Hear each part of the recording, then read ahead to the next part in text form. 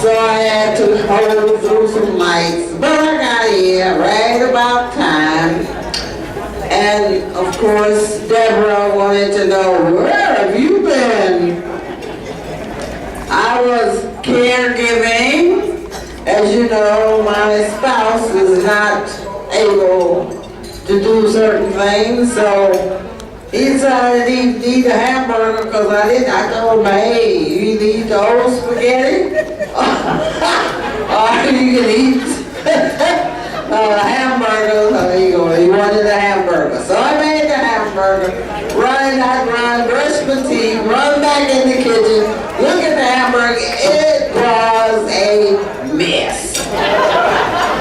Anyhow, I'm glad to be your moderator again. I have a few things. You can always have my calendar. I was looking over there at the people from St. Paul because they heard me yesterday. Some of them did. And I said, oh, well, I hope that they remember what I said. I'm going to start you off with wisdom for your journey as you take a train ride. And this goes like this. You remember this. As you follow life's path, remember, no matter where life takes you or what path you choose, you will always meet challenges. And I'm sure all of you are aware of that, because that's the way life is. There are no guarantees, and no matter how many things you do right or how many rules you follow, there will always be a fork in the road that makes you choose between this way or that way. Whenever you meet this place, remember these things. You are loved. Love will sustain you. You are strong. Prayer will get you through anything. And you are wise. The greatest gift of all lies where? Within you. So that's your thought for today. It's also your thought for this conference as you get ready to take the train. I have lots of little things that whenever Deborah gives me a signal, I'll shut up. I think that you will enjoy this one. It says the road of life has many turns. Sometimes it takes us to places we had planned to go, and sometimes it shows us a surprise around the bend we could never have anticipated. We make decisions based on the information that we have. We accept the ups and the downs as they come, and we live one day at a time. How many of you do live one day at a time? Raise your hand. All right. Those who didn't raise their hand, I don't know how they live it. We live one day at a time, but often we find it is only when we look back that we can see that what we had thought was a wrong turn has brought us to exactly the right place, and every step was the right one after all. Remember that? The road of life. And I read that yesterday, so I know the same how people don't want to hear that.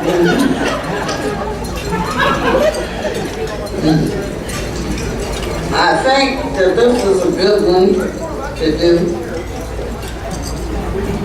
If I can find the month. You all buy these calendars? I buy them because they got nice stuff in them. Make you think. Stay positive. How many of you think you're a very positive person? How many of you think you're kind of negative? I How many of you don't really know? Sometimes our path seems to be filled with roadblocks, and we wonder, why is life so difficult? Things happen that leave us feeling as though we have little control over our circumstances. This is a time to remember that hope is a gift we can give to ourselves. When we choose this attitude and tap into our inner reserve, we are rewarded with the knowledge of what we have learned in life. The decision to look forward, stay positive, and remain hopeful is a key that unlocks the door to possibilities, and when shared, returns to renewed spirit. May hope be your blessing today, tomorrow, and the next day, and on and on. You tired of me? I go sit down. I'm gonna answer, are you? I didn't bring my little book up here, so I won't have you singing. What was the song? St. Paul. Knock, knock, knock. Somebody's knocking on your door. Somebody's knocking on your door. Oh, sinner, why don't you answer? Somebody's knocking at your door. Who is it? Oh my, I like this. This is for next month, so you can remember it. Don't be happy. You remember that song, Happy? I won't try to sing it. The quest for happiness is the plot line for everyone's story. Happiness is a pot of gold at the end of the rainbow. It's a place called Oz, the one that finally reaches when one follows the yellow brick road. It is the universal desire that gives us a sense of completeness when we can say that we are happy. When we reach this place of acceptance with a graceful heart, we live each day with the understanding that everything happens for a reason. We can give something beautiful and free to each other. Encouragement. When we inspire others through simple kindness and positive words, we find that we have discovered what we were looking for all along, an unending source of a beautiful gift called happiness. Happy, happy, happy, be happy. I don't know about y'all. Everybody's eating. Is it good? All right. Oh, here it comes. Okay. So you ready? All right. I'll turn the program over to Ms. Jenkins, and she will proceed.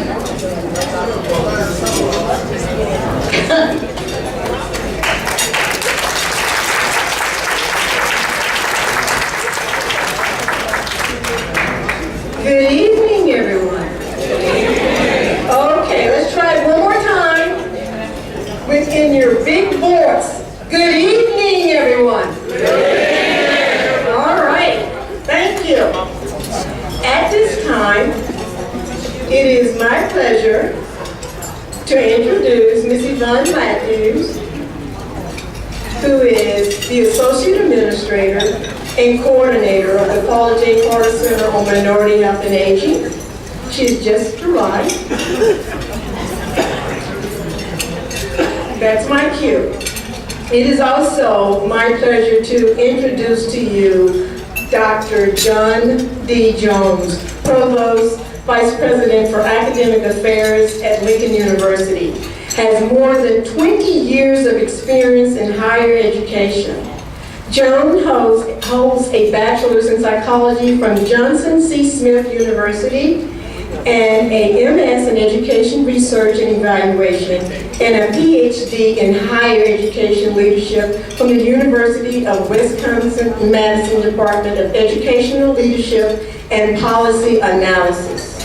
In 1996, he joined Johnson C. Smith University in Charlotte, North Carolina as the project director for student support services and as an adjunct professor in psychology and teacher education. In 1998, he became the director of institutional research, institutional assessment, and effectiveness, Southern Association of Colleges and School Commissions on Southern Commission on Colleges Accreditation Liaison. In 2003, at Fort Valley State University in Fort Valley, Georgia, Jones was named Assistant Vice President of Academic Affairs Assessment and Accountability, as well as Accreditation Liaison before relocating to Bennett College for Women in Greensboro, North Carolina, to serve as a Vice President for Institutional Effectiveness Research. In 2007, he was named Associate Provost for Institutional Effectiveness, Enrollment Management, as well as Accreditation Liaison. He later held a similar position at Mississippi Valley State in Itabena, Mississippi, before being named Interim Provost and Vice President for Academic Affairs. Prior to coming to Lincoln, Jones served as the Associate Vice Chancellor of Academic Affairs Graduate Education at Kaiser University in Fort Lauderdale, Florida. Without further ado, please welcome Dr. John D. Jones.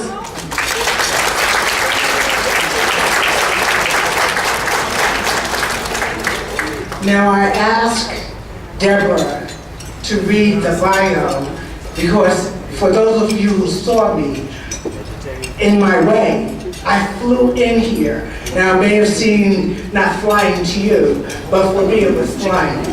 And I did not have enough breath left to read a bio. While I was sitting next to Dr. Jones, he said, well, I don't know if all of that's going to mean anything to them. So let me tell you what I know.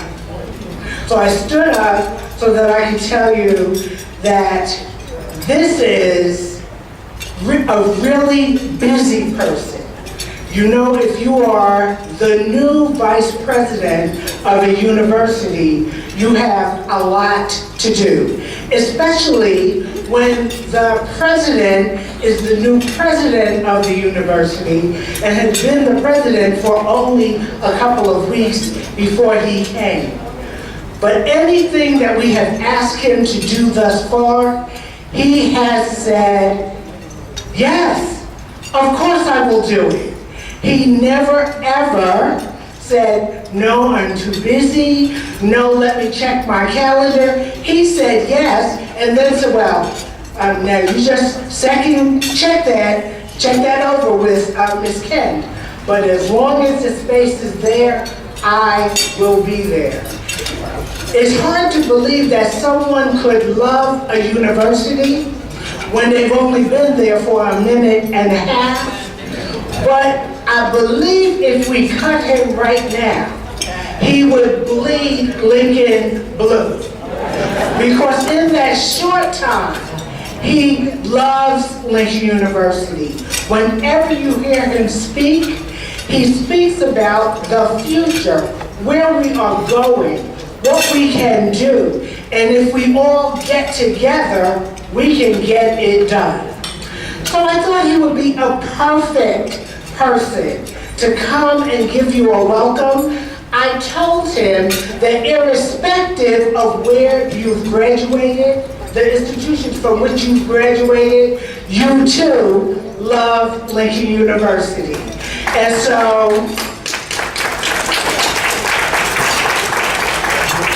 for those of you who've loved Lincoln University over a moment, let me present to you someone who has loved Lincoln University for a moment. I ask that you stop eating for a moment, just stand and give him a Mima welcome that shows him that we want him to be one of us.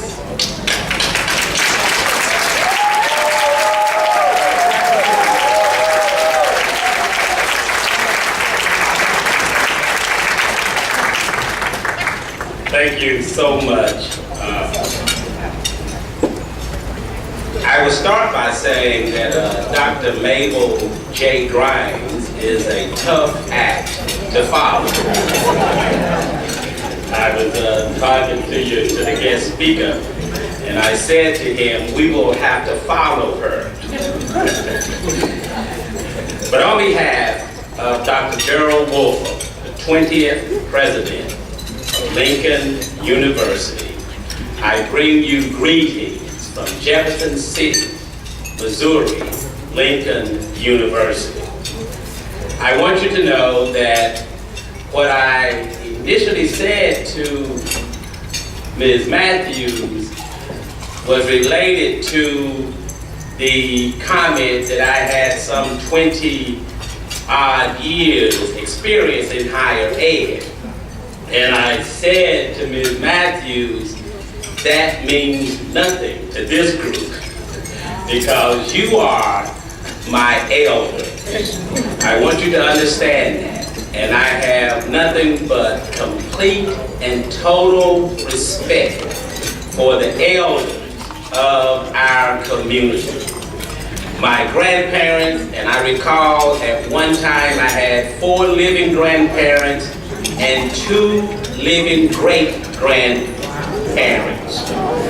And I spent my entire summer as a child moving from house to house, spending time with the elders.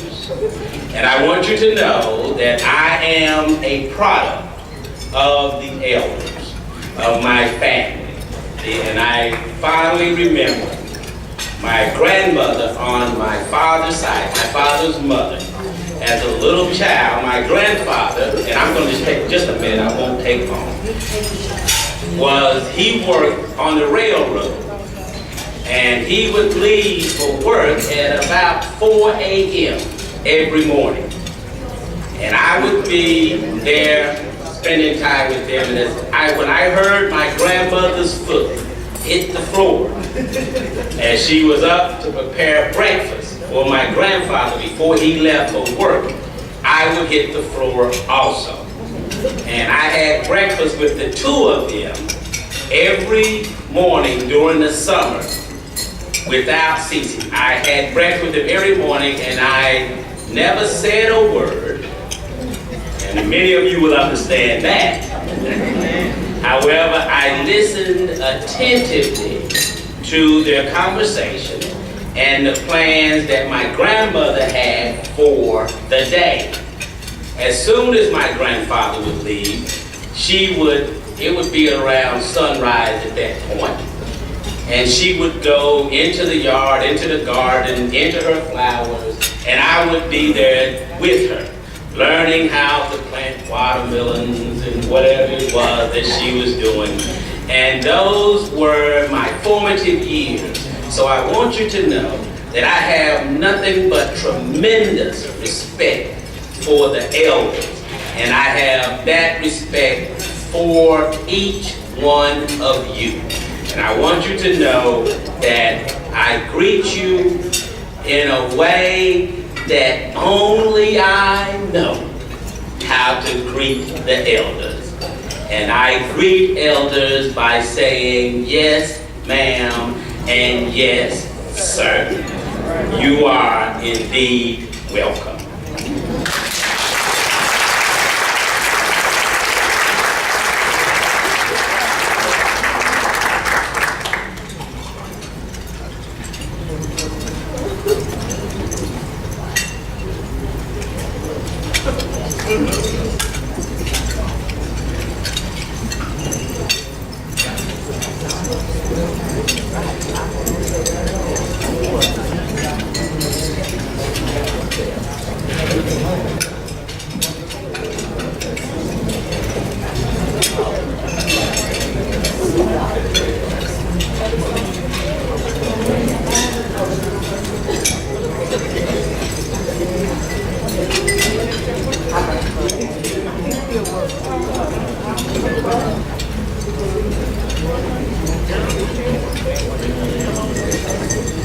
Hi, me again.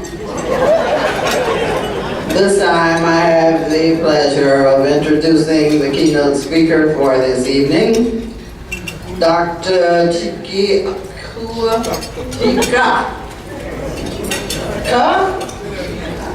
Chike. Looks like cheeky to me, but okay. Dr. Chike Akua.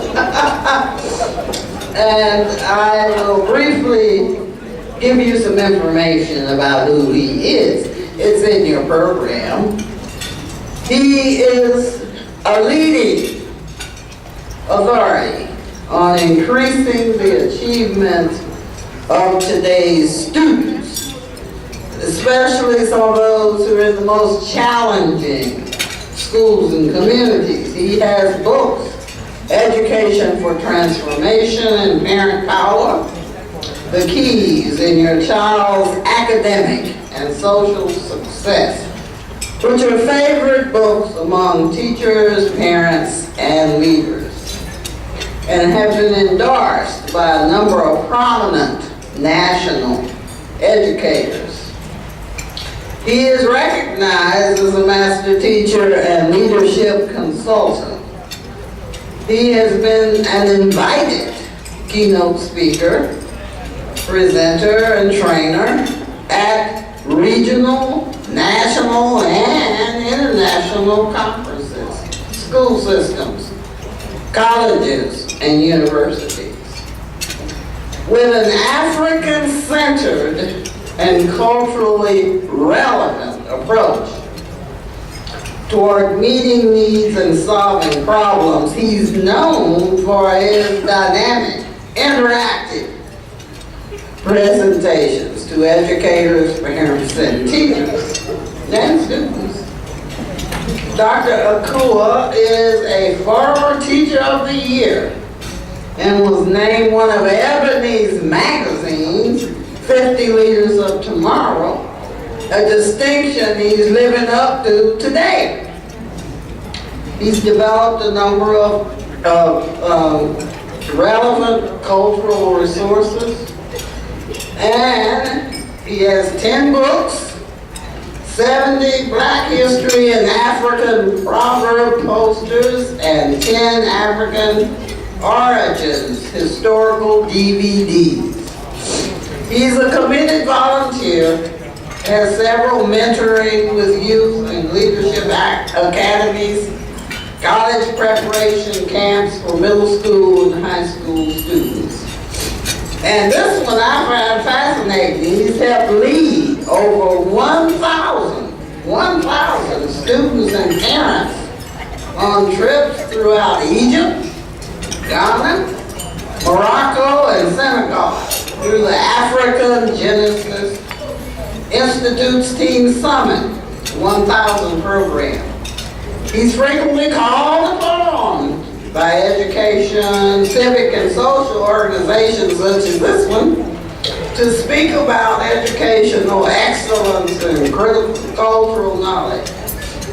Now, if you want to know more than that, you can go to his website, Dr. Akua, at www.drakua.net. I am very pleased to present to you the keynote speaker, Dr. Akua.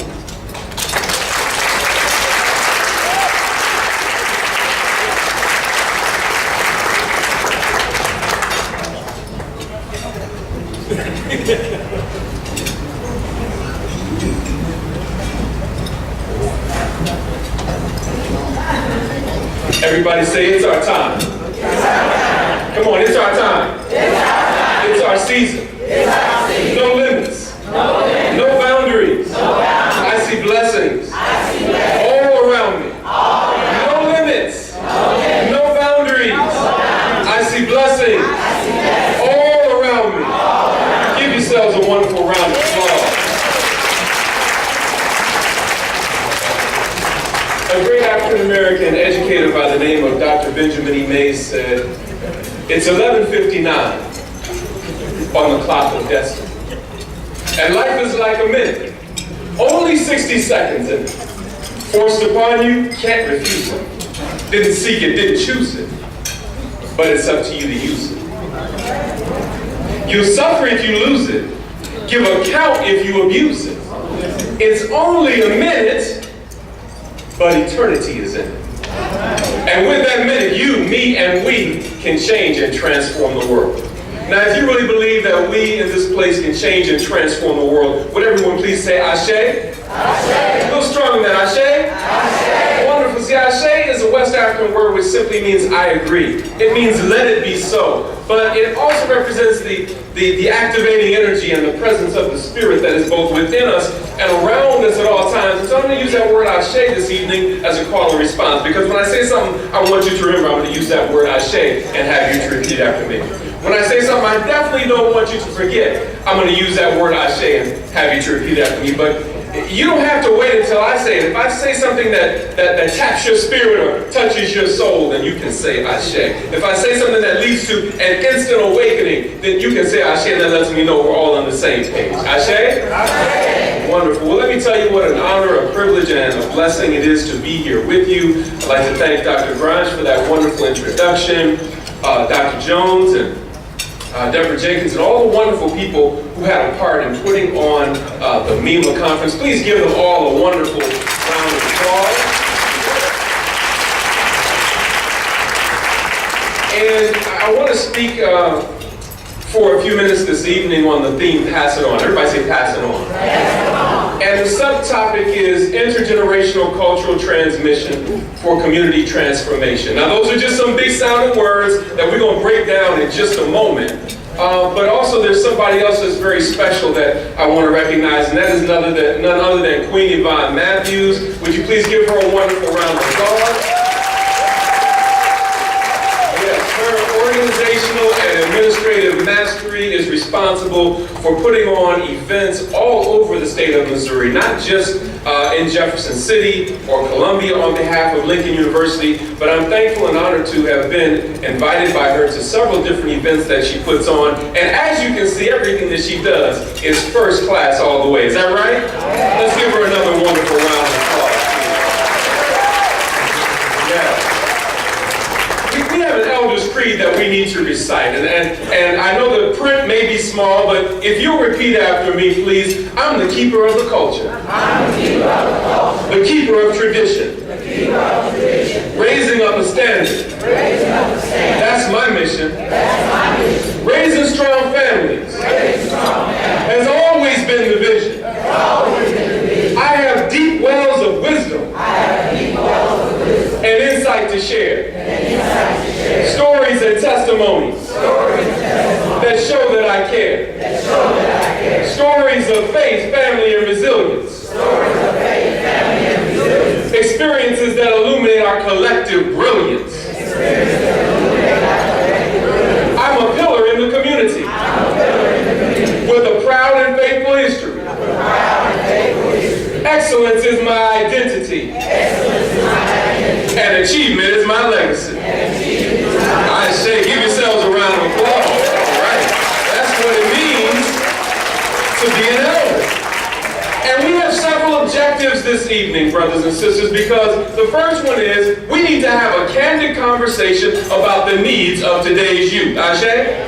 So this is not going to be a speech, it's going to be an experience. And so we're going to have a candid dialogue, not a monologue, but a dialogue. The second thing is we want to participate in activities over the next few days that will give us deeper insight into the nature of the challenges that we face. Because one of the challenges that we face is that we don't understand the nature of some of the attacks that have come against our community. Ashe? And then thirdly, we want to organize. Everybody say organize. And then we want to strategize. Everybody say strategize. Develop a plan of action. Everybody say plan of action.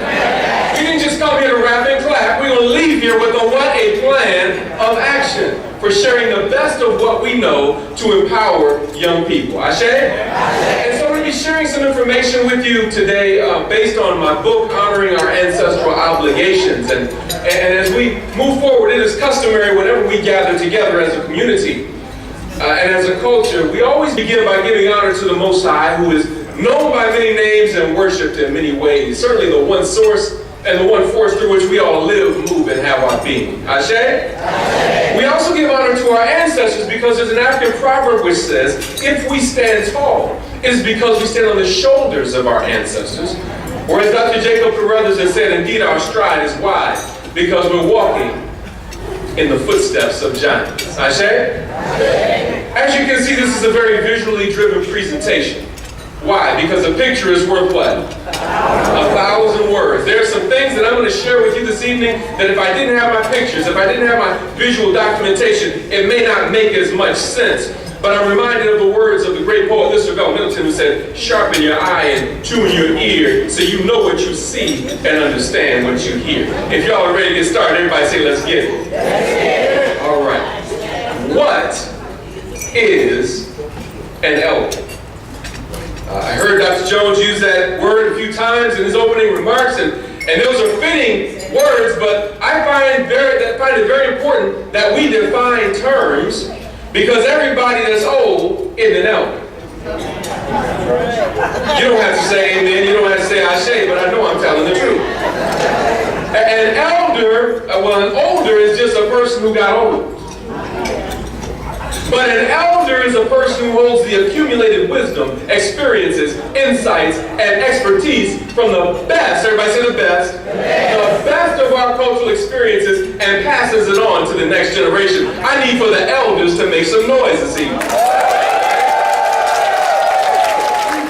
See, I appreciate the elders for making some noise, but wave your hand if you do know some olders. Let me just see a show of hands. We know some, raise 2 hands if you know more than one, right? I see somebody in the back shaking a leg too. Y'all must know a few of them, right? There's a difference between olders and elders. An older is just somebody who got old, but an elder is somebody who has the accumulated wisdom of the ancestors and knows how to pass it on to the youth. Ashe? And so what we find ourselves having to do is bridge a serious gap, brothers and sisters, because on the one hand, we have you, the elders, and the wisdom of the elders that you all possess. On the other hand, we have the challenges and ignorance of youth. And as you notice, there's a rising tide of the challenges of life and even a resurgent racism going on in our country that we have to equip our young people to deal with. Ashe? Oh, don't get quiet on me now, Ashe? And so how do we bridge the gap? We've got to leave here with some curriculum, with some methods, with some strategies, with some tips, some tools, and some keys that will help us to pass on the best of what we know to the young people to create a brighter day. Ashe? I've noticed in my study of elders, because I'm a product of elders, I've noticed based on my studies of elders that elders have faith. Everybody say faith. They believe in themselves, their children, their people. They have a belief in a higher power over everything. Ashe? I've noticed that elders have fire. Everybody say fire. A burning desire that will not let them accept anything less than excellence. Ashe? And I've also noticed that elders have failure. Everybody say failure. And there's nothing wrong with that, because failure is the first step to success. Elders know something about failure. They've made enough mistakes to know when something doesn't look right. Ashe?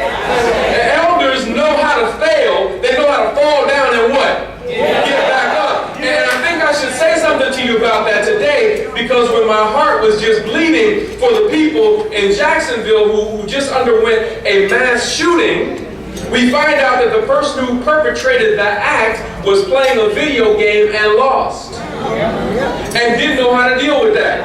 And in all of our attempts as elders to teach youth how to win, I think we need to rewind and go back and teach them how to lose. Hello? Failure is the first step to success.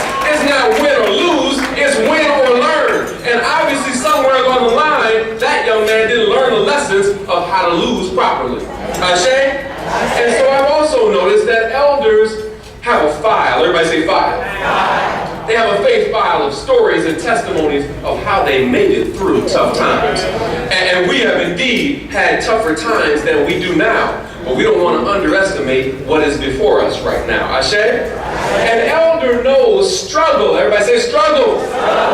Struggle is the maximum effort with unwavering faith, even in the midst of the greatest opposition.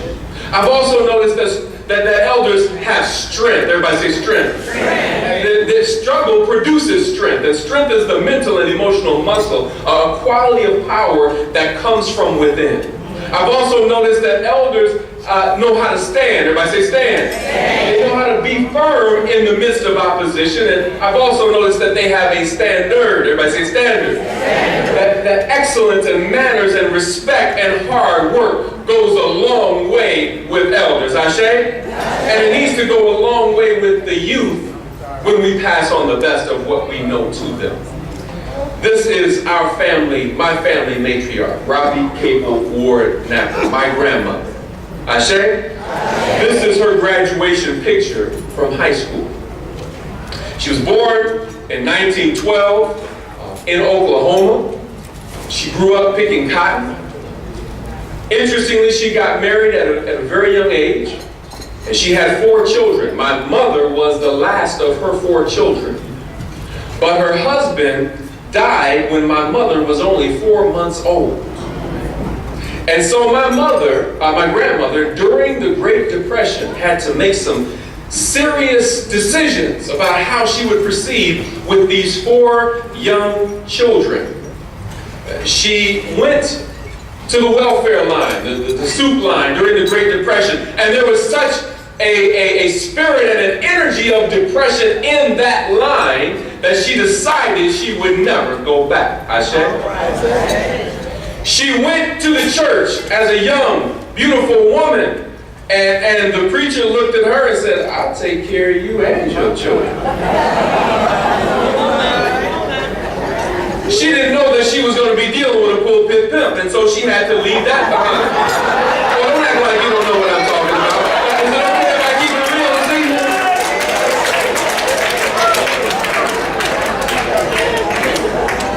She didn't lose her faith. She just knew that she couldn't go to that particular church to get the help that she needed. Ashe? And so our elders have always had a way. You know, I'm on staff. I'm on the faculty at Clark Atlanta University, and our university motto is "I'll find a way or make one." The great African General Hannibal said, "I'll find a way or make one." And it is something about our elders and our ancestors that seems to have been woven into the very fabric of their DNA. Ashe? And so she had to make a decision. And the decision that she had to make, with no skills, but with 4 children, with no husband, and not knowing how to find her way, she had to place her children in an orphanage while she went back to school. And she always told us, as her grandchildren, baby, always make sure you get your education before you have children. The hardest thing I ever had to do in my life was to give up my babies. And so for the first few years of my mother's life, she spent it in an orphanage while my grandmother went to nurses training. And she graduated very proud, and she went to work. And once she was able to make enough money, she went back to the orphanage and she got her children. Ashe? And she brought them home, and they were raised in a loving and a nurturing but no-nonsense home. All right? How many of y'all know something about a no-nonsense home, right? Yeah, that's a good place to clap, right? And my grandmother, whom we refer to as Papa, because Cousin Linda couldn't say Grandma, she said Papa, so we've all just always called her Papa. And one thing that she always said was, no one is truly educated until they know the Bible. And those words rang true and sat well with me. And so over the years, I have always used that as a reference and a resource for divine wisdom to guide my way as a lamp unto my feet. Ashe? And so there she is right there. There's Papa. And there's my grandfather, who was superimposed into this picture. This is Odie Lee Ward. All right? Dr. Jones, I heard that you did some work in Mississippi. He comes from Mississippi as well. All right? And then that's her grandfather right here. And then there's my mama right there, right? Now, what am I doing? I'm running down the family history. And why am I doing this? I'm doing this because I want to know, as I'm speaking to elders, have you run down the family history? Can they rattle off the family history? Do they know the struggles and the challenges and the trials and the tribulations? Do they know the triumphs and the victories? And if they don't, then that's one of the things that we have to do to pass on the best of what we know. Ashe? And this is Mama right here. That was a few years ago. She is now 83 years old. Give my mother a round of applause, please. And she taught me something very interesting. She said that when she was in the orphanage, they were taught manners will take you where money won't. Well, I know that's a good place to say Ashe. That's a good place to clap, right? And how many of you all tended to raise your children the way that you were raised? Can I just see a show of hands, right? And so my mother was big on two things, y'all. Two things. Home training. Don't act like you ain't got it. No home training, right? And I'm the last of 5 children, and we would be at the grocery store, and one of us would be pushing the cart, and all of a sudden Mama would stop, and then we would all stop, and she would look off in a certain direction and then she would say, Now, you know, anytime a black woman says, something trifling is happening in a 25-foot radius, right? And so we would look off in the same direction that she was looking at, and invariably we would see some children our age that looked like us, acting like they had what? No home training. And see, we knew that there were consequences and repercussions for certain behaviors that were countercultural or self-destructive. Ashe? And she made it plain, right? My father once said something interesting. He said, as far as the success of the black man is concerned, it's about perseverance. Somebody say perseverance. Tenacity. Somebody say tenacity. And being able to withstand some stuff thrown in your face. Somebody say some stuff. Yeah, my father sometimes would use some colorful language, but you would know exactly what he was talking about. He said, if you're going to be successful, you got to persevere. You can't give up. If you're going to be successful, you got to have some grit. Somebody say grit. He said, if you're going to be successful, you got to withstand having some stuff thrown in your face every once in a while, because that's the nature of what it means to be black in America. Ashe? And so my question is, what's your story? Turn to your neighbor and say, what's your story? Have you shared your story with the young folk? Well, I want to share, but they act like they don't want to listen. Well, guess what? A lot of times when I was growing up, I didn't want to listen either. But guess what? I had to. Is there anybody else who had to? I mean, you couldn't get away from the breakfast table, the dinner table, or from family gatherings without hearing the story. Turn to your neighbor and say, tell the story. As a matter of fact, that's what intergenerational cultural transmission is. Just a bunch of big sounding words that has been brought to us by Dr. Asa Hilliard. And all it means is passing on the best of what we know to the youth. Ashe? Now take a look at this picture. What's going on in this picture? Passing the baton, right? Now let me see a show of hands. How many of you all have ever ran track before? Keep your hand up. Look around the room. Quite a few of you, right? Now keep your hand up if you ran in a relay race. Okay, hands down. So you know if you ran in a relay race, tell me if I'm right or wrong. Sometimes the coach would spend entire practices on one thing.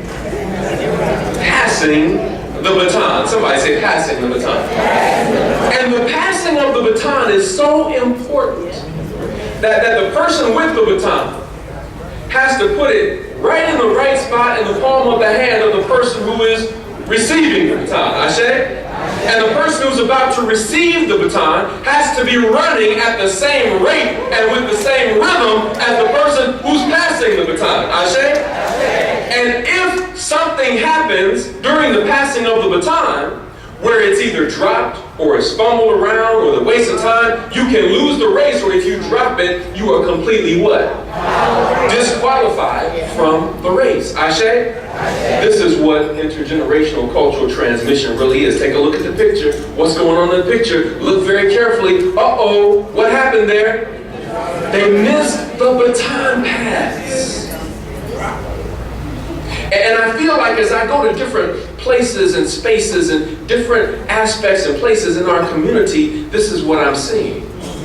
I'm seeing where we have missed the baton pass. Ashe? And the interesting thing about this is when I was doing this presentation, or a part of this presentation up in Canada, a sister came up to me afterwards and she said, Dr. Akua, I like the analogy that you use of the baton pass, but there's one thing that's missing. I said, what's that? She said, I used to train Olympic athletes, and what your analogy is missing is the understanding of the exchange zone. Everybody say exchange zone. I said, what's that? She said, the exchange zone is that zone where if you pass the baton too soon, you're disqualified. And if you pass it too late, you're disqualified. It's only a certain period of time and a certain distance when you can pass the baton. And our ancestors in Africa understood that there was a certain age when young people needed to have that baton passed to them. And they separated those young people from the village and they called it a rites of passage. That is where they were taught how to provide for themselves. That was where they were educated and taught the traditions of their people. That was where they were taught to defend themselves, their family, and their community. Ashe? That was where they were taught a skill and a trade. They left the community as a boy or a girl, but they returned to the community several weeks or months later as a man or a woman. Ashe? And one of the challenges that we have because we've missed the baton pass in some places and spaces in our communities is that we have many 20, 30, 40, 50, 60-year-old males who know nothing of what it means to be a man.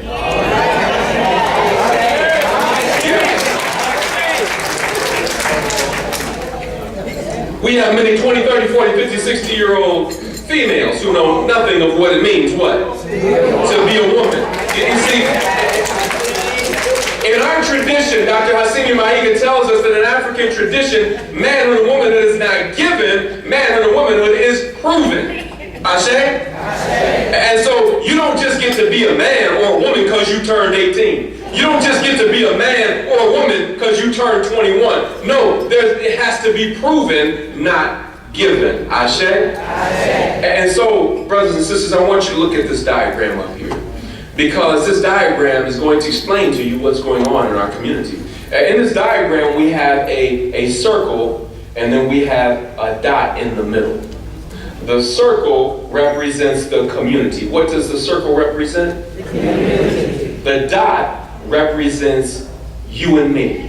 What does the dot represent? You and me. Okay. Now notice that the dot is not off on the side. It's not off in the margins or the periphery. The dot is where? It's in the center. Everybody say center. Center. And when we are centered, we have access to any and everything that we want. When we are centered, everybody say centered. Centered. Centered in what? Centered in the best of our culture. Centered in what? The best of our culture. Now, you're going to see some words appear on the screen in just a moment. And what I would like for you to do is when you see these words appear on the screen, I want you to call out what you want for yourself, your family, and your community. Just call out whatever words you want for yourself, your family, and your community. Just call it out when you're ready. Okay? I heard power. I heard love. I heard safety. I heard peace. I heard prosperity. I heard unity, creativity. I heard faith. Somebody said all of them. You know what? We have access to all of that as long as we stay what? Centered. Centered in what? The best of our culture. But many of our people today have not been exposed to the best of the culture. They've been exposed to the worst of the culture, and they don't know the difference. Ashe? And so you'll notice on the left-hand side of the screen, there's a magnet there. Because there are forces and factors in our nation today that act as a magnet to take us away from our place of power. And so whereas we were centered, now we've been decentered. Everybody say decentered. And look at what emerges now that we've been taken off of our terms, taken from our place of power. Look at what begins to creep up in the community. Call out some of the things that you see going on in the community. Just call them out. Unemployment, behavior problems, apathy, disrespect. All because we were centered and now we've been decentered. And brothers and sisters, if we've been decentered, then we must be what? Recentered. If we've been decentered, we must be what? Recentered. Recentered in the best of our culture. And that's what this conference is for. Ashe? Give yourselves a round of applause for being here. Because you may have had to make all kinds of adjustments in your schedule to be here, and we want you to know that it was worth it. Ashe? And I see somebody taking a picture, and anybody who wants to take a picture, please feel free to. And I have a number of other slides that I want you to get a shot of, and if you're on social media, feel free to post that. But the next thing that I want you to understand is that it's one thing if I've been decentered, and I know I've been decentered. Then I can say, oh, I need to have more devotional time. Oh, I need to start reading the Word some more. Oh, I need to start getting around the right people some more. That's if I know that I've been decentered. But take a look at this. If this is the center way over here, we have people who were born into circumstances that don't know that a center even exists. Ashe? And so how many of y'all know some folk who are just going in circles? Don't even know about our traditional morals. Don't even know about our traditional values. Don't know about our tradition of excellence and achievement. Ashe? And this is the circumstances that we find ourselves in. And so as we move forward, brothers and sisters, now raise your hand if you learned something this evening. Let me just see a show of hands. All right, keep your hand up, look around the room. All right, now I want you to get your phone out if you don't already have it out. And I want you to hold your phone in the air for just a moment. Just hold it, come on, real quick, hold your phone. Wave it like you just don't get, no, I'm just kidding. But look, I'm gonna put something up here because if you want more information on what I'm talking about, I want you to text Dr. Akua to 22828. That puts you in our database. I'm not gonna send you a bunch of spam and stuff, but take a picture of that. You can put yourself in there later. Just text DRAKUA. It doesn't have to be capital letters. No period in there. Just text DRAKUA to 22828. You can get a shot of it now and do it later. But it puts you in our database. I send out email blasts with tips for helping our young people and letting people know where I am around the country. Ashe? All right, did you get it? Because I got to move fast now, all right? And so there are really only two things I really want to talk about this evening as it relates to intergenerational cultural transmission. And the first one is identity restoration. Everybody say identity restoration. Identity restoration. Several years ago, I was logging into my email account. And the news headline of the day came up with this picture. And it said, identity theft is the fastest growing crime in America. Now let me see a show of hands of those of you all who you or someone you know has been a victim of identity theft. Can I see a show of hands? Keep your hands up. Look around the room. Quite a few people, right? When I ask this question around the country, usually 70 to 90% of the audience raises their hand. And I've been a victim of identity theft. Somebody's broke into my car and stole not one but two checkbooks. My personal checkbook and my business checkbook. And so rule number one, don't leave your checkbook in your car. I said that was a number of years ago. I don't do that anymore. But what do you think I did once I found out that it had been stolen? What'd I do? I called the bank, told them to shut down my account, and they did. But guess what? I went online and watched this person having a good time with my little bit of money. I mean, they done gone to Walmart, got a big TV. They done went grocery shopping. Guess they couldn't wait to eat till they got home, stopped by Subway to get a sandwich. I mean, they're having a good time with my little bit of money. But I had an instant awakening in that process. And what was revealed to me is that we as a people are victims of cultural identity theft. You see, regular identity theft is when someone steals your personal information to gain access to your wealth. And what's interesting about that is they can get your credit card number, your bank number, your social security number, and they can open up all kinds of accounts and spend your money and everything. But what is cultural identity theft? That's when someone steals your story. That's when someone steals your story. How do you take the people who gave the world reading and writing and language and literature, architecture and engineering, mathematics and medicine, science and technology, all of this coming out of Africa, how do you take the descendants of those people and convince them that they come from a race of pimps, players, criminals, and thugs? Ashe? Cultural identity theft. And so as I shared this with one of my elders, everybody say elders, Dr. Joyce King was also my advisor. She said, Chike, it's not just identity theft, it's identity replacement. And this picture is on the cover of a book called The Architects of Rap, Poison in Our Culture. Now, I'm not here to talk bad about hip hop, because I grew up on hip hop music, but there was a certain quality in the music that was instructive that's very different from today, Ashe? And here's the thing, you can get paid big money in America today to act like these images. Ashe? Matter of fact, a lot of folks acting like these images that don't even come from that kind of background. You can get paid big money. The more outrageous you act, the more money you can make. You might get yourself a reality TV show. Ashe? Cultural identity theft, identity replacement. And then one of my colleagues, Kobe Wilkerson, who does a great deal of teacher professional development with me, he said, Chike, it's not just identity theft, it's not just identity replacement, it's identity elimination. Because some of our young people know nothing about our standard of excellence. They know nothing about our work ethic. Know nothing about our faith in the one true creator. Ashe? And so as a result, they remain decentered and don't even know that a center exists. Ashe? And what does that cause, everybody? What does that cause? Cultural confusion. It causes cultural confusion inside of the African American community.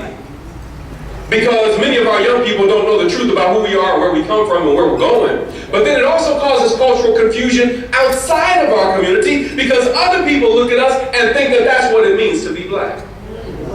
Ashe?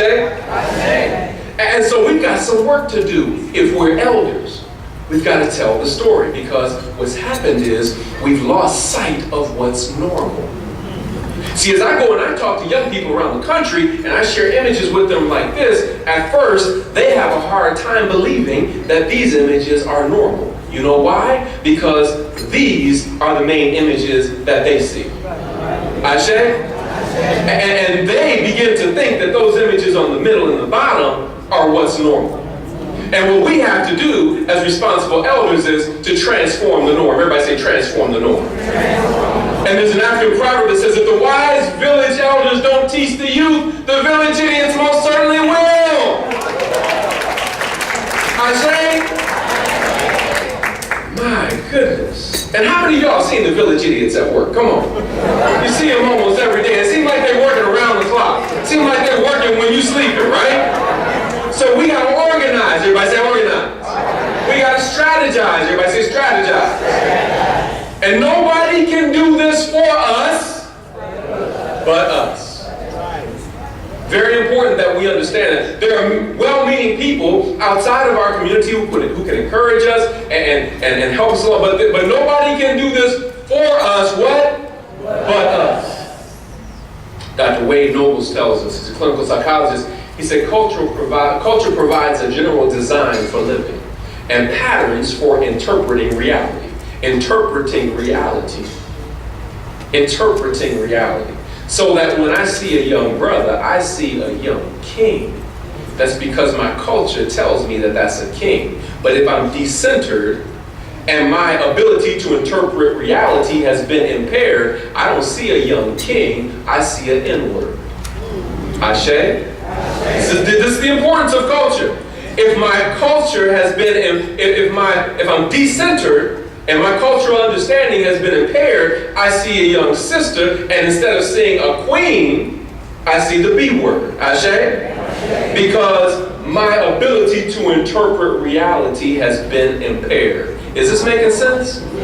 All right? And so elders see with a different set of eyes. Elders see with a different set of eyes.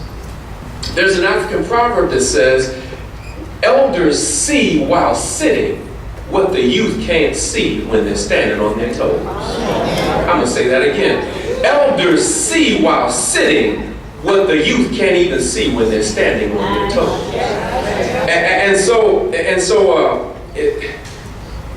Queen Yvonne Matthews didn't tell you this, but before we can go any further in this conference, you have to take a test. You didn't know that, did you? She looking at me like, I didn't know that either. Well, I'm a teacher, and as a teacher, as a professor, I give tests, Ashe? And I have a test for you. It's only going to take 30 seconds. In just a moment, I'm going to put an image right here. And I want you to be able to tell me. Let's read the directions to the test together. Class, 1, 2, 3, read. How many circles do you see? Now, when I start the test, I'm not talking about the O right here or the O right there. I'm talking about the circles in the image that I'm about to put up right here. Everybody understand?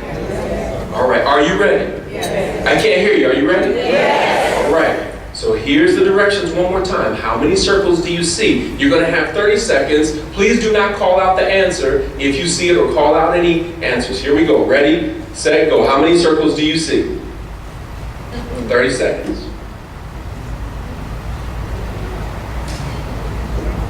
No talking, please. 20 seconds. 10 seconds. 5, 4, 3, 2, and 1. Would you raise your hand if you saw any circles in that image? Anybody see any circles in that image? I see one person back there. She said she saw. Did you see some circles back there? I saw one. You thought you saw one? Anybody else? How many do you see, ma'am? How many do you see? You see 2. Well, it's interesting. I must confess I did play a trick on you, okay? Because I said, how many circles do you see? Then I put the image up there, and what's the first thing you saw? Squares. You saw squares. But if you look just outside of the squares, if you think outside the box, circles begin to emerge. You said you see 4. Anybody else? You see 12. How many you see? 16. You said 16? We got 2 people who said they see 16. Some people's eyes are being transformed. Come on, class, let's look at this together. Think outside the box. Look just beyond the square. Are you starting to see it now? Can you see it now? Oh, let's count them out together. 1, 2, can't hear you. 3, 4, 5. Keep going. 6, 7, 8, 9, 10, 11, 12, 13, 14, 15, 16. Wow. Yeah, everybody say pause. This is what happens when people see us as a community and when we see ourselves oftentimes. The squares represent the worst of our culture. And that's all many people see. And sometimes if we are decentered, that's all we see. But if you look a little more carefully, then the circles begin to represent the excellence. The circles represent the achievement. The circles represent the potential and the possibilities. I told you elders must see with a different set of eyes. Ashe? And if we're going to see with a different set of eyes, then we'll know why Mr. Bell Milton says sharpen your eye and tune your ear so you know what you see and understand what you hear. Ashe? The second thing I want to tell you, remember I told you there's really only 2 things I want to talk to you about. The first one was identity restoration, and the second one was family restoration. Ashe? Family restoration. This is a picture of me and my queen, and this year, just a couple of weeks ago, we celebrated our 24-year wedding anniversary. Please give us a round of applause. Y'all can do better than that. Y'all know it ain't easy.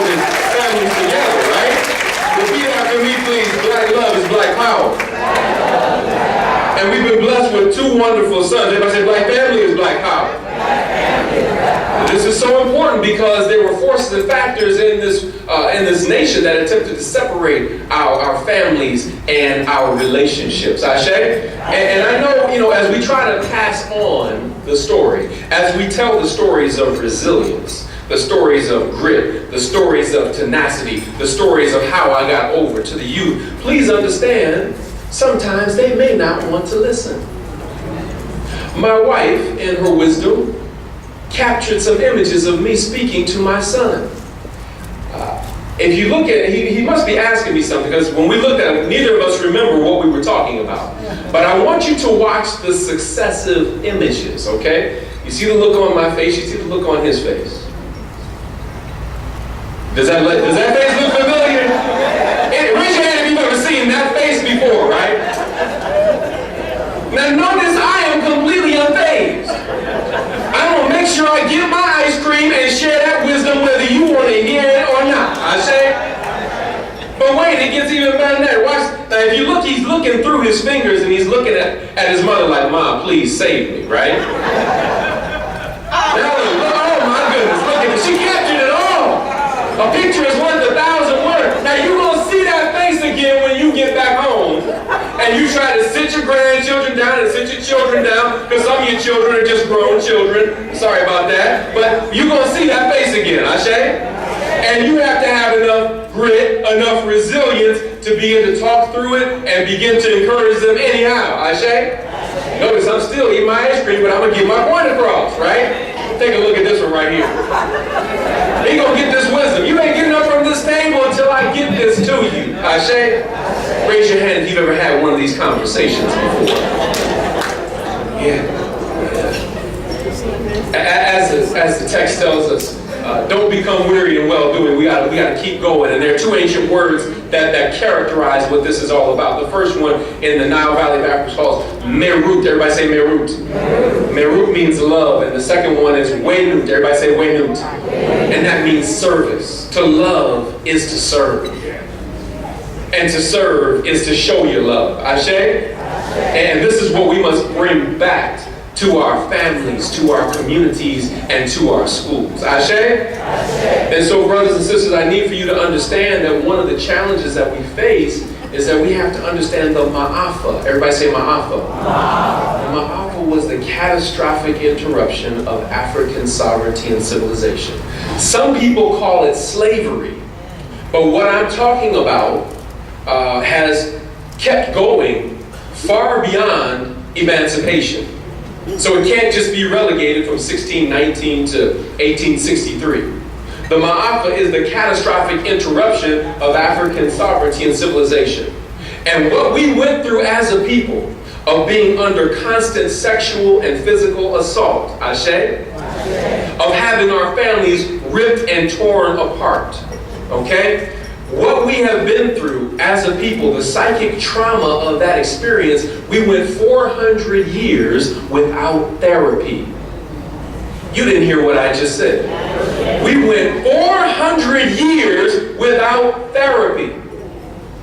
And so we wonder why certain things get passed on generation to generation, because that generational trauma was unaddressed. But as conscientious and wise elders, we must say it will get addressed here and now. Ashe? But that also requires of us to look in the mirror and address some of our own issues. Ashe? Not an easy task to undertake. You see, when we were in the motherland, and please don't be one of those people who say, why are you talking all this African stuff? I ain't African. Malcolm X said, why, you left your mind in Africa. I used to have students every year who would say, Mr. Cool, where are you from? And I would say, I'm from Africa, just like you, little children. And they would say, I ain't from Africa. These are black children. I ain't from Africa. My people from Alabama. My people from Georgia. My people from Jamaica. I said, don't mistake where you were born with where you're from. Malcolm X said, if a cat has kittens in the oven, that don't make them biscuits. Don't mistake where you're born with where you're from. And if you knew what you were leaving behind in Africa, you would never utter such words. We've been taught to despise our own cultural tradition. Ashe? Meanwhile, everybody else is going to Africa to set up shop. Ask the Chinese, they own more land than just about any other ethnic group in different parts of Africa, almost than Africans themselves. Ashe? Europeans going back, buying up land, and recolonizing. Ashe? Our families were separated and traumatized, and we have to begin to put them back together. And that's why my homework assignment for you today, class, everybody say homework. Homework. You need to have a family mission statement. What is your family mission statement? You don't have a family mission statement? Great. Your family's going to be broken. You don't have a family mission statement? Great. Your family's going to be broke. You don't have a family mission statement? Great. Some of y'all going to be incarcerated. You don't have a family mission statement? Great businesses, great schools have a what? Mission statement. And if you don't establish a mission, the society will. If you don't establish a purpose, this society will. And you might not like the purpose and the mission that this society has for you and your family. I suggest you get yourself a what? A family mission statement. Ashe? The name Akua means messenger. We are a family of messengers. The name Chike means power of God. So when you put it together, it means God's powerful messenger, or messenger with the power of God. Ashe? In African tradition, our names told us our history. It told us where we came from. It told us our identity, who we are. And then it told us our destiny, where we're going. But one of the first things that was taken from us was our names. Because your name tells you your purpose. It tells you your mission and your divinely guided purpose for being on the planet. Ashe? And so as I close, brothers and sisters, I want to leave you with these words from Fannie Lou Hamer, who said, never forget where we came from and always praise the bridges that carried you over. You know, as I think about my own journey, and you may be looking at me and saying, well, Dr. Akua, it looks like you didn't have a day of trouble coming along, but nothing could be further from the truth. That at one time in my education in high school, I had a 1.9 GPA. Now, usually when I tell audiences that, they gasp like, wow, not you, Dr. Akua. But y'all looking at me like, yeah, you look pretty dumb to me. Let me try this again. At one time, I had a 1.9 GPA. Y'all need to work on that. But I had a dramatic intervention in my life. My sister came home from college and she became a school teacher and she began to tutor me. And so the first semester of my senior year, I had a 3.2 GPA. But a 3.2 for a semester averaged out with 3 years of a 1.9. That don't average out very well, Ashe? Not to mention the fact that I did absolutely terrible on the SAT. I got like a 700 and some change on the SAT. Now I'm told you get a 700 just for putting your name on the SAT. I don't know what was going on that day. I didn't test well, but something very interesting happened. My graduating GPA was a 2.006. I'm the last of 5 children, even though my parents had decent jobs. My mother had been on workers' compensation because she had taken ill and had a fall at work, and so it was on my father, but I'm the last of 5 children. My parents didn't have any money to send me to school, but I wanted to go to Hampton University and HBCU, just like Lincoln University. I'm a big lover of HBCUs, historically black colleges and universities, and 2 of my brothers had been to Hampton. I had the opportunity to visit them, but my father said, well, no, you didn't get the grades that they got, so you can't go. But I received a letter in the mail, and this letter said, we have reviewed your transcript and your application for admission. And while we cannot admit you as a full-time student, we will allow you to earn your admission by coming to the Summer Bridge program. And you can take a couple of classes in Summer Bridge, and if you're able to maintain at least a 2.0 GPA, then we will accept you in the fall as a full-time student. Ashe? And so there I sat on the edge of my bed reading this letter and not knowing what to do, because pre-college or the Summer Bridge program cost $600 that I didn't have. and that my parents didn't have. But my sister, who had come home to teach, who was taking a cab to work every day and saving up to purchase a car, she took $600 of her hard-earned money. And my mother took her American Express card, which was actually charged to the limit. I don't know how she did this, but she got me a plane ticket to Hampton. And on the day that I was to leave, my father and my mother were driving me to the airport, and my father stopped in front of the main entrance and dropped me and my mother off while he parked. And as we're walking to my gate, I saw my mother do something I've never seen her do before or since. Right there, in the middle of the airport, my mother breaks down and she says, "Oh, Lord, my baby is going off to college. Lord, what am I going to do? Please protect him. Please help him to find success. Please keep him from all hurt, harm, and danger." We in the middle of the airport, y'all. I'm like, "Ma, chill." But you know what? I wanted to cry too. Because I knew I hadn't been all that I was supposed to be. A young man got off of that plane. Got onto that plane, but a man on a mission got off of that plane.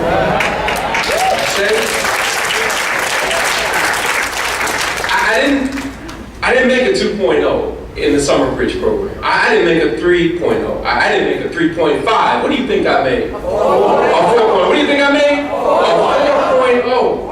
Ashe? And I got admitted. Yes, give me a round of applause for that, please. And then I got admitted as a full-time student and graduated with honors. And then I went on to earn my master's degree at Clark Atlanta University. Ashe? And then, after that, and becoming a teacher of the year, then I went on to earn my doctorate at Georgia State University, and then was recently appointed as a professor of educational leadership back in my alma mater at Clark Atlanta University. How do you go from detention? I used to always be in detention hall for acting up in high school. How do you go from detention to doctorate? Because somebody would not let me forget who I was. Somebody kept looking and seeing something greater in me. Somebody kept reminding me of the words of Fannie Lou Hamer, who said, "Never forget where we came from and always praise the bridges that carried you over." And brothers and sisters, I'm telling you that my mother put something in me that day that would not allow me to be anything less than excellence. And as we go forward from this place, but never from God's grace, I want you to always remember the powerful words of this African proverb, that if you dream of moving mountains tomorrow, you must begin by moving small stones today. Ashe? Thank you, and God bless you.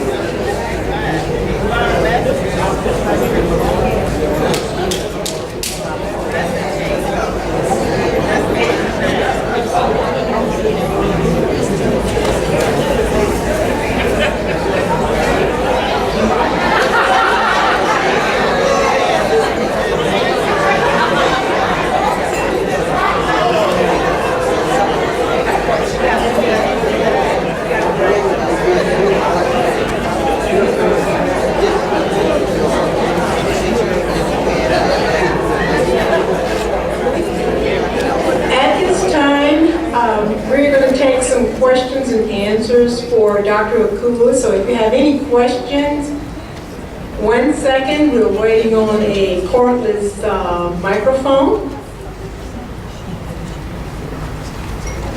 So if you have any questions, just raise your hand to the proximity of how many.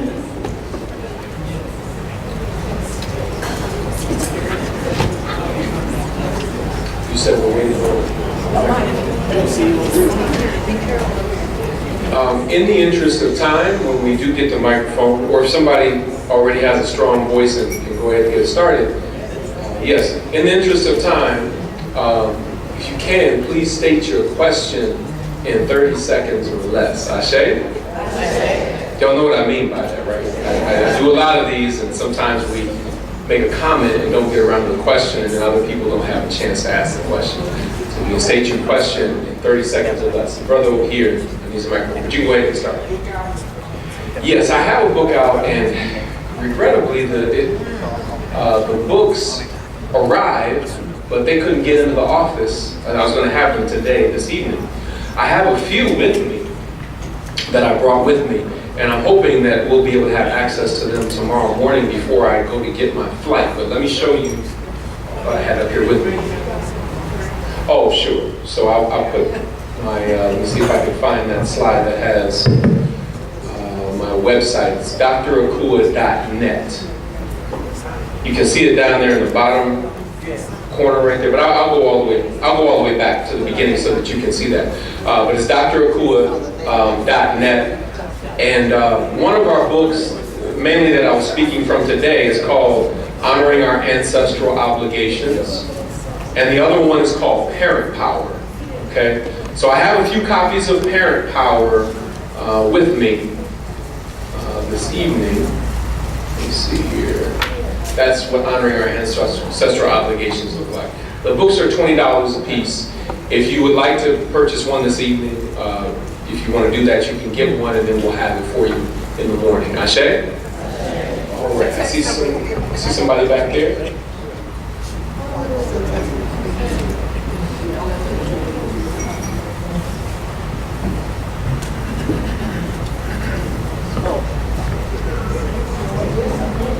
Yes, thank you. I just want to know if you have anything on video with the things that you talked about this evening. Yes, we do have those things on video. I didn't bring those videos with me, though. Those you would have to get on the website at drakua.net. But we have a number of historical and cultural DVDs that speak to the things that I spoke on this evening. Okay. Thank you for asking. We have a question right here. I have $20 tonight. Can you hold the mic up? I can't hear you. Oh, I'd like to get the book for $20 tonight. Okay, all right, wonderful. So you, you saying don't sell yours is what I hear. Okay, so we're gonna set one aside for you. Tell us your name. Tell us your name. Say Maxwell. All right, so we're gonna hold a book for Miss Sadie. All right. Yes, ma'am. The current atmosphere in the country today, as we attempt to talk to our children and grandchildren, where do we start? Because they're seeing what's here and now and keeping their attention to take it back to where they came from. How do we balance and get it right? A great place to start, as I mentioned, is with your family history.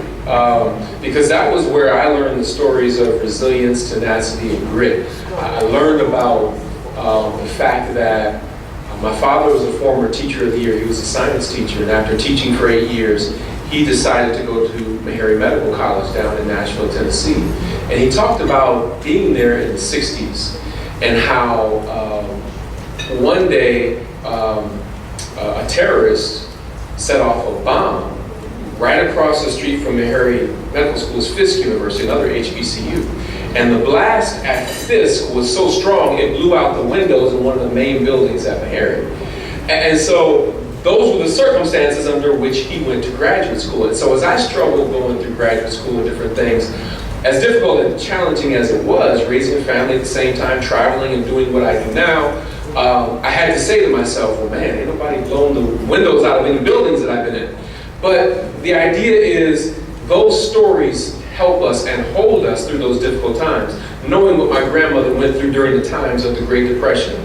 Start with your own family stories. But then you must go back and go back significantly before slavery. And this is where we must re-educate ourselves because, again, many of us, the little that we know about African history and culture, we were only taught about our history from slavery forward, leaving out thousands of years of incredible accomplishments, right?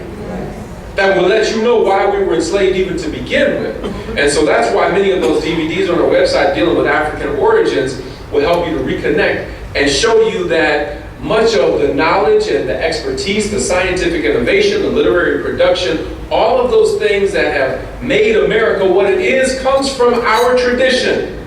But it's hard to say ashe to that because you didn't learn that when you were in school. And this isn't just Dr. Akua talking, this is scientific research talking. We can document it and back it up with visual documentation as well as all of the citations that you would need.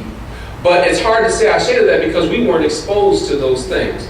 So start with the family history and then continue with some of the different historical facts leading up to the present day. And we have several books that will help you with that. Thank you. Okay? Yes.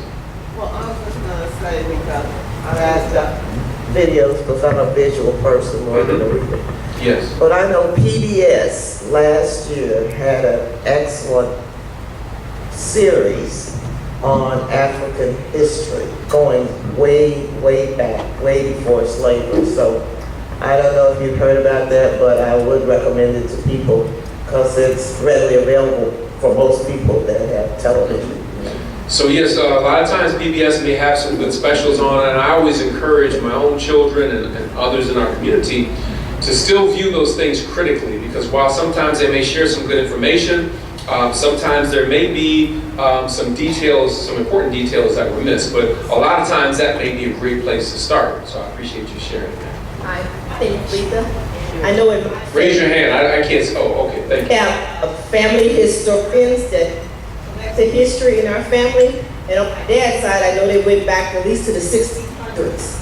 And a few years ago, my mom passed away. A good thing to do is to videotape them. Yes. Tell the story, but we missed parts of it. I was able to talk, almost 96 years old, from the time she was a child until she passed away. So it's good to get a video and videotape the history. I'm so glad that you said that. So that's a great place to start as well with family history.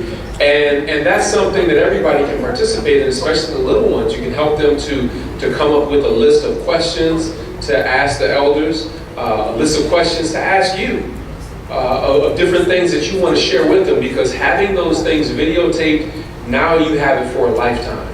And that's so very important. And a lot of times, it may not be properly appreciated until we're gone. But I'm thankful that I've done that with my parents, and I need to do that some more and ask them some more questions, okay? Other questions? Yes? Yeah, I was just wondering, being that you were in Africa, how are the youth in Africa today? Do they have the same issues that we have here? To compare one thing with the other. And also I'd like to know what does Chike Akua means, translated. Oh, yes. Okay. So I was born and raised in America, but I received an African name later on after going through traditional African rites of passage. The name Chike means power of God, and the name Akua means messenger. So together it means messenger with the power of God, or God's powerful messenger. So every time, in African tradition, and many other traditions as well, when a name is uttered, it's a subconscious spiritual reminder of your purpose for being on the planet. But as I mentioned earlier, one of the first things that was taken from African people was our names and our languages. I'm not here to make a case for anybody to change their name in here, but your name ought to mean something. There was a time in our community where a mother or a father might pull their child aside before they left the house and say, hey, wait a minute, before you leave outside here, remember, you're a part of the Johnson's family. And that name means something. You're a part of the Williams family. And that name means something. Right? My father pulled me aside. He said, hey man, before you go outside that door, just understand, my name is gold in the community. All right now. So I had to uphold the gold standard, okay? But as I said, I was born and raised in the United States. But after going through a traditional African rites of passage, went back to reconnect to the roots of so many of the types of our culture and history that had been left behind. But since I have been there and led tours to different parts, what we see is that in America, African Americans were enslaved, okay? In Africa, many of our brothers and sisters were colonized. That means their land was taken over. And so they were subject to the same type of miseducation that we were here. So here, we were taught that Columbus discovered America, right? In reading Nelson Mandela's autobiography, they were taught that Europeans discovered South Africa. So you see similarities in the type of miseducation and lies that many of us were told. We came up without seeing models of intellectual authority that looked like us in the sciences and in math and history and all those different types of things. So for example, when I say science, whose face comes up in your mind? See? Einstein. Now, I ask this question all over the country, by the way, in front of very diverse audiences. Some audiences are white, some audiences are black, some audiences mixed. The answer is always the same.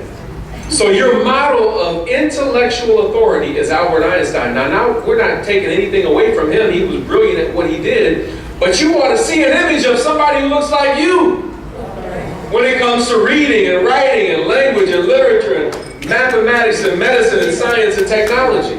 But we've been taught to elevate and celebrate others and think that we have done nothing and nothing could be further from the truth. Ashe? Now, one of the things that our children have right, they're not sitting for that. They're not sitting for that kind of miseducation. And you wonder why they get in trouble in school, because they're not sitting for that. They may not be able to articulate it like I am right now, but they're like, I don't feel like hearing none of this mess. It's not relevant to me. So if you want to reach our young people, you got to make it relevant. One of the things to make it relevant is to tell them the cultural and political context in which they find themselves. Don't sugarcoat it. You got to let them know. Have you had to talk with them? Have you talked with them about the 3 Ps, the police, the penitentiary, and the predators? Ashe? I mean, we had those conversations with our sons from a very, very young age, and I know sometimes it's difficult to understand what is age appropriate, right? But you can't sugarcoat this. You have to let them know. I'll give you a quick example. When Eric Garner was strangled by the New York police for selling cigarettes on the street, and this was after a string of other high-profile national murders of black people, my wife and I were like, oh man, you know what? How are we gonna deal with this? It just so happened I was on the road doing what I'm doing now when that happened, and my son saw it on the news, and my wife said, he was 15 at the time, my wife said he broke down and started crying at 15. And so when I got back, we sat down and we talked with him and said, well, what was it that you were feeling when you saw that? And he said, Dad, you know I have asthma, right? I said, of course I do. He said, you remember all those times you drove me to the emergency room when I couldn't breathe? I said, of course I do. He said, do you remember the times that I told you I felt like I was going to die and you coached me and told me it was going to be all right and you prayed for me and everything? I said, of course I do.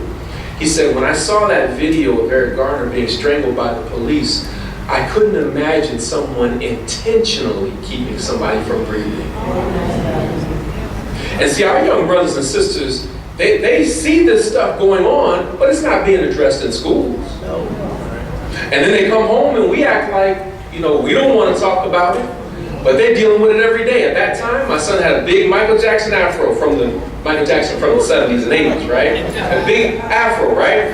And he said, every time I walk into a grocery store or the mall or something, I feel like I'm being watched. That there is the expectation. Just go home and ask your children, your grandchildren, have you ever been followed in the mall?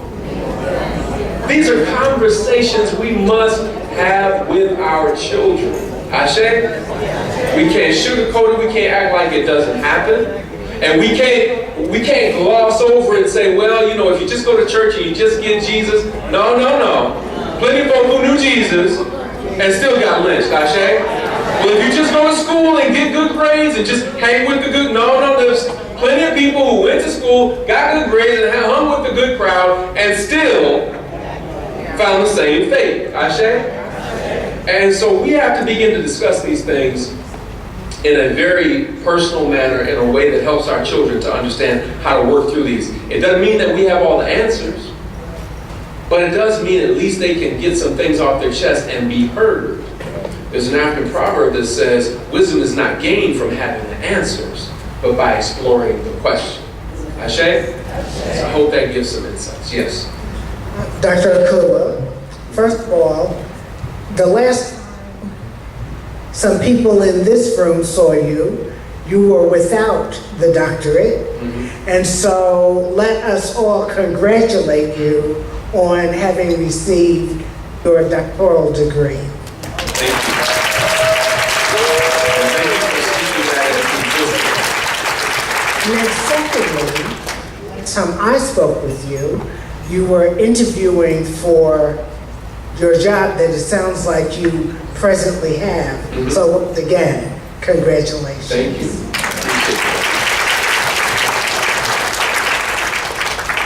My question has to do with what do we do in terms of our youth and programs like Empire?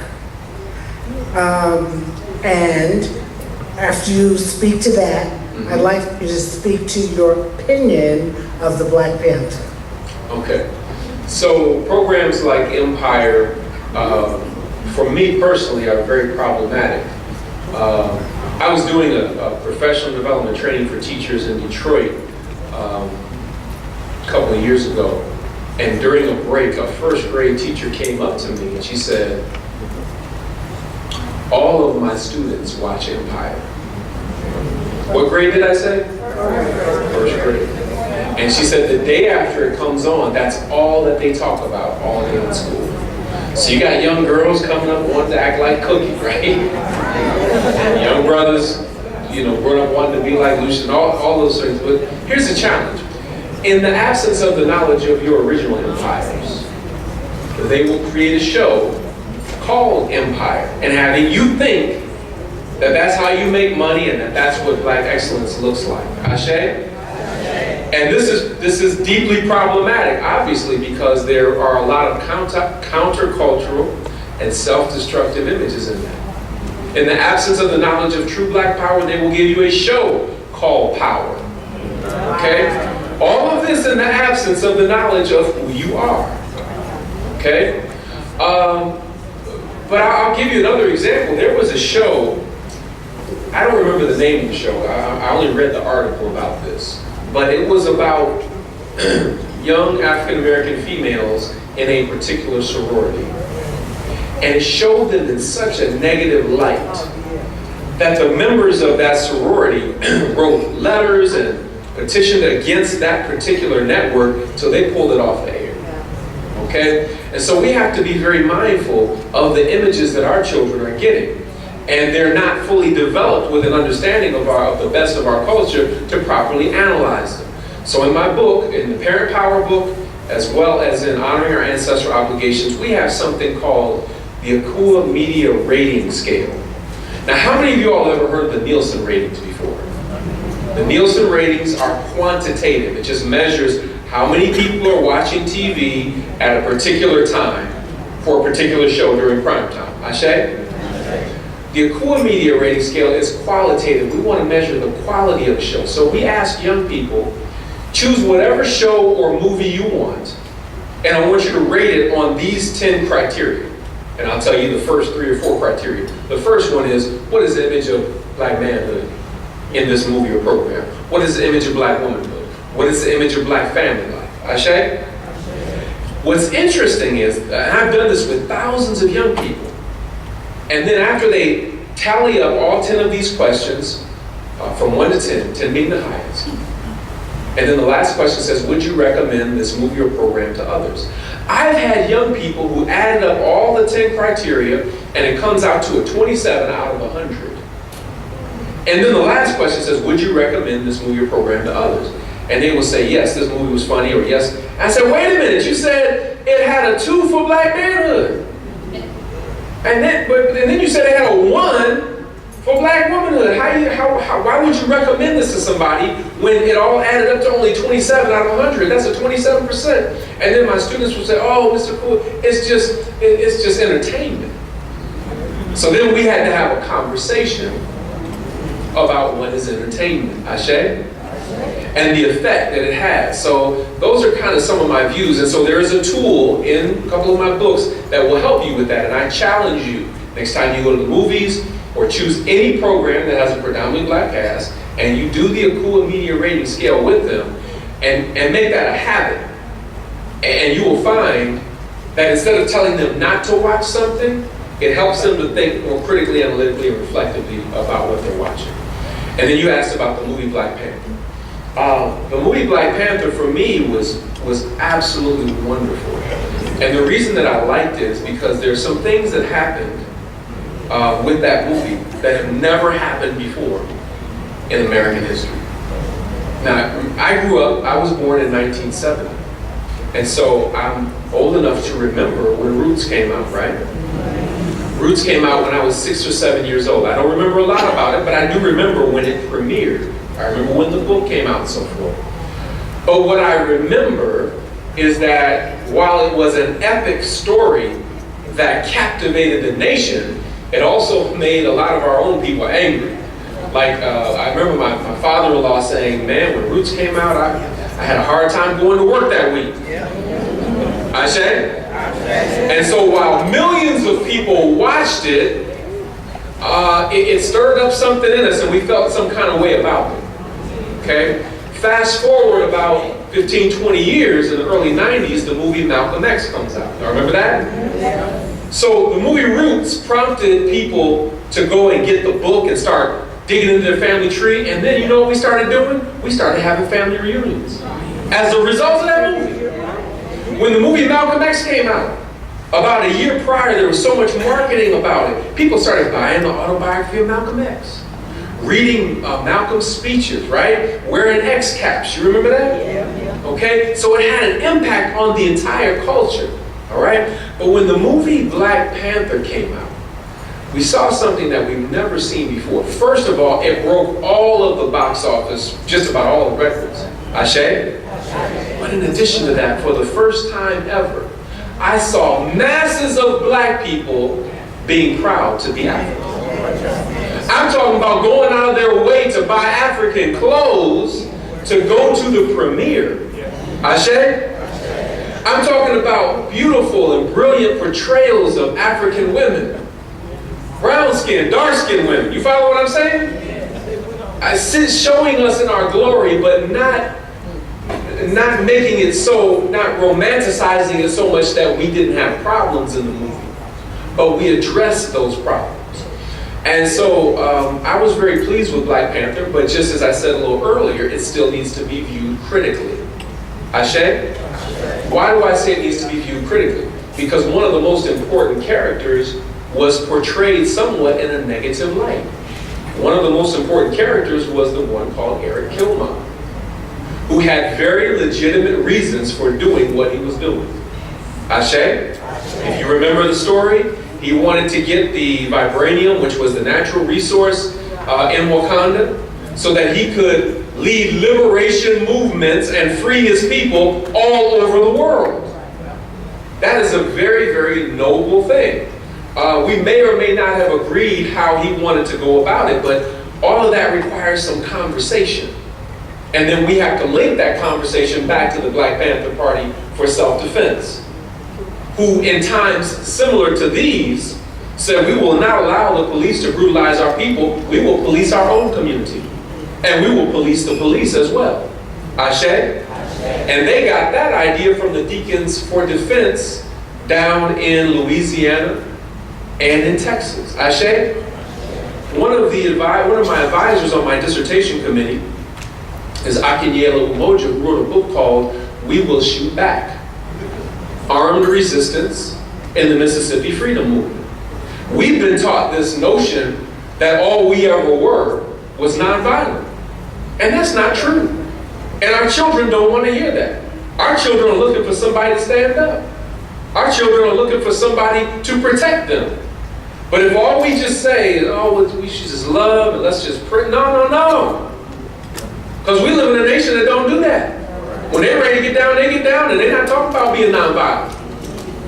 Let the government find out that there's somebody that they consider an enemy, they go after them. There's no talk of nonviolence.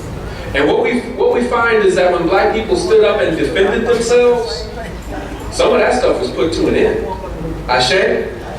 So there's some conversations that we have, and I've talked for many years about the sacrifices of our elders and ancestors like Dr. King, who fought using nonviolent tactics. I had the utmost respect for that. But we have to balance that equation and show them both sides of the coin. Otherwise, our children would think that we're nothing but punks. Ashe? Very, very important. So I love the movie Black Panther. Any other questions?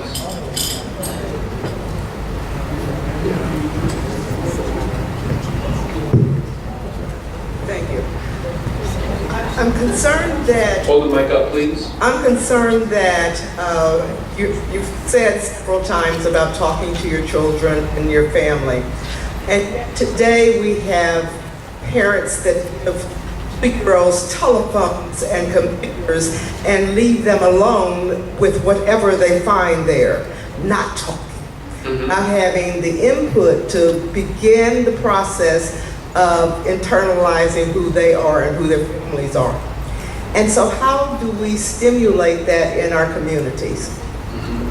I think it's incumbent upon us, and I think probably many of us in here are already doing this, but you can't just raise your own children. There has to be somebody else that you are imparting wisdom to and impacting. And so that requires us to establish relationships with other families and with other children and so forth. And one of the things in our own families is to set some parameters on the use of technology and help them to understand what it's for.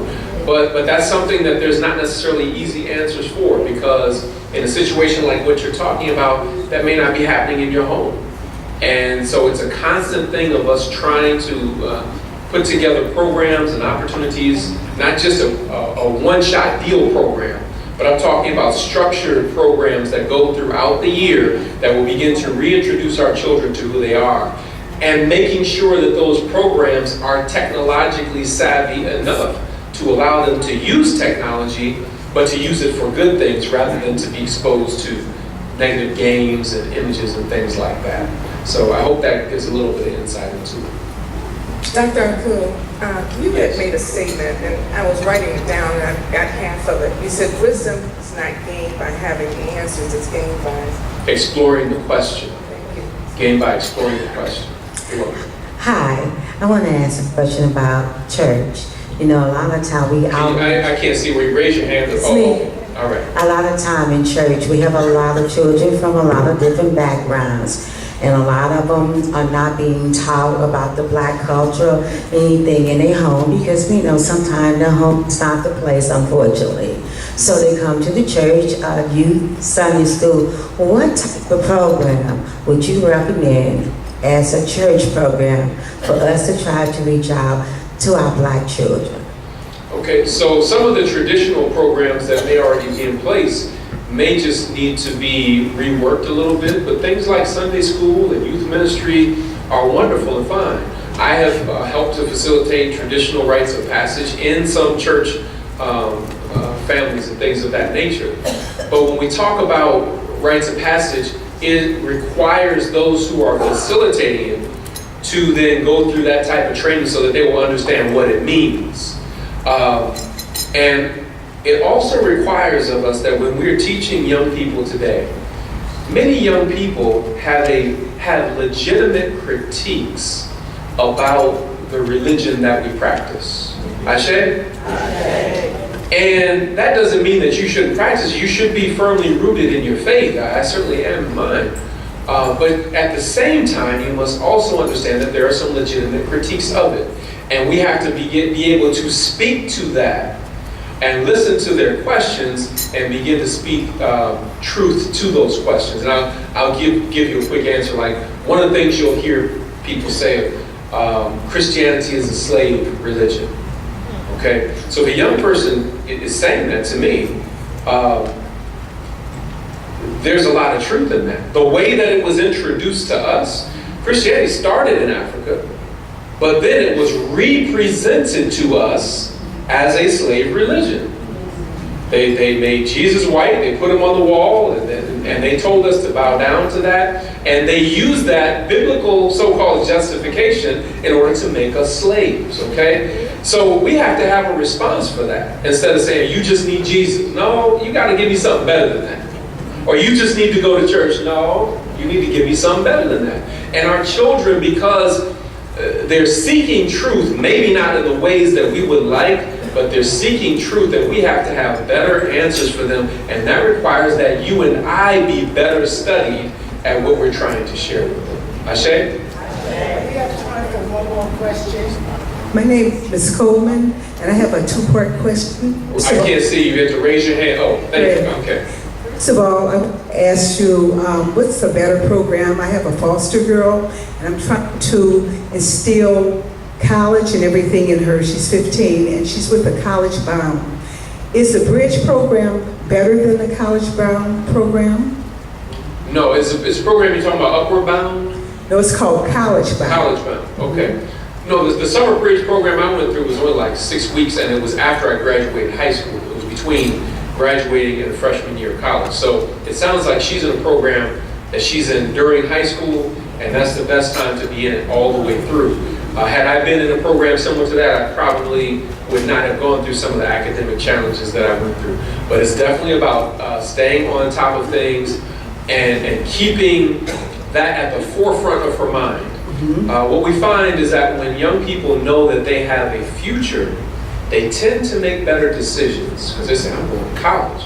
But if they don't have a conscious idea of the future, then they feel they have nothing to lose. In addition, and I'll just share this with you because of my oldest son, who is now in his freshman year of college, for the longest time, he didn't want to go to college. I'm talking about all the way up to his senior year. And by his senior year, he had just concluded, well, I'll go just because I don't want people in the family talking about it. Okay? But we wanted him to want to go, not just to go because, you know. And so what happened was when we started going on our college tours, and then when he was offered a scholarship, and then he got to see what it was really about, it became less our desire for him, and it became his desire. And then he started moving in that direction. But even in moving in that direction, we really had to stay on him to finish the application process and get the paperwork in, and all the different things that it takes. So I applaud you for what you're doing, but you have to go the distance with her. Okay? Okay, part two. A lot of grandparents and parents don't know about different schools in St. Louis. We have a North County Tech and a South County Tech. And I wish that they would really emphasize this because there's a lot of children that do not go to college, and they have so many programs for the kids to come out certified with a certification and can go immediately into work. So, you know, a lot of people really should look into that for kids that don't want to go to college. And part three, I wanted to know, my granddaughter did her master's at Morehouse, and we were looking for money to try to support her in her master's. Is there any different type of funding out there that we may not be, you know, knowledgeable about? The only one that I can think of is maybe the Gates Foundation. I'm not too familiar with some of those things, but let me go back to your point before that. All of our children don't necessarily have to go to college, and probably all of them shouldn't. I think we really need to go back and revisit Booker T. Washington's philosophy of self-help. And here's what I tell young people in high school and so forth. If you're going to college, that's wonderful, that's great, and you should, that's fine. If you don't plan on going to college, understand you still must continue your education, okay? If you're going to college, that's fine, but don't let that be all you do. You need to have certain skills. For example, when I was in college, there was a brother who you could call him and he would come to your room to cut your hair. This is back when I had hair, okay? But he was making money hand over fist. He had his little briefcase, he would have his appointments, and he was making cash money that was not dependent upon a college degree. Ashe? Now, you know, some people graduate from college and can't find a job. But he has a skill where he can make money anytime he wants to because he had his barbering license. So I'm encouraging young brothers to get your barbering license. I'm encouraging young sisters to get your cosmetology license. And a lot of those different types of certifications don't take very long. It can take anywhere from 12 to 18 months, okay? And you can be making thousands of dollars per week and not dependent on having a college degree or waiting for somebody to hire you. You can hire yourself, okay? In addition to barbering and cosmetology, there's HVAC, which is heating and air. There's welding. A lot of these different professions, there's plumbing, there's auto mechanics. A lot of these professions that don't require a college degree, I'll get to you in just a second, that don't require a college degree, have the potential, and in many cases, make more money than those with a college degree. Ashe? That is so important. And I would be remiss if I stood up here in front of you and just talked about college. So I'm so glad that you mentioned that, because everybody doesn't need to be a doctor. Everybody doesn't need to be a lawyer. We need some people doing basic things. I gotta call people to do plumbing and to do work on our home and things that I don't have the expertise to do with all of my so-called degrees. Okay? So we need to be raising up our young people to gain those skills that they can use without a degree. Very quickly, sir. I can speak loudly enough, I think.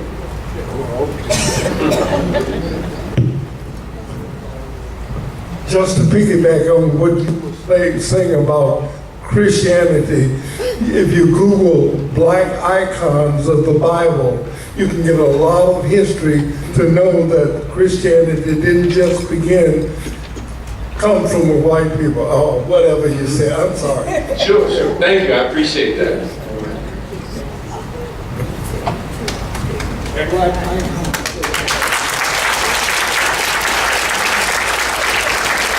So, Dr. Akua, before you leave the stage, so he came with a presentation and then gave you presentation number 2 in questions and answers. So I think that we have been richly served with the presentation and then the answers.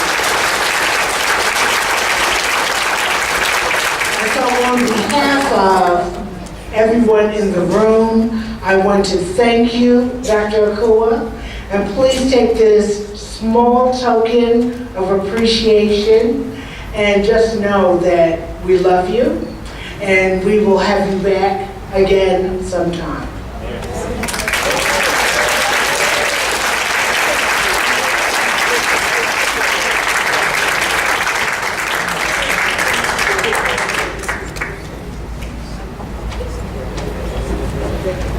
When I was struggling for air, I didn't have a chance to say, good evening. Good evening. That is so very weak.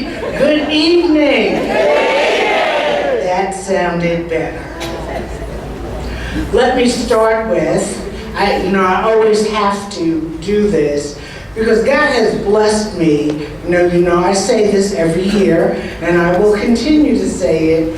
God has blessed me. You get to a certain age and you think that you're that age and that you're old, and so that you don't have parents. And then when your biological parents pass away, then you just assume that you're without parents. However, I have some mamas in the room, and so I just want to acknowledge Mother Kay. Just wave your hand.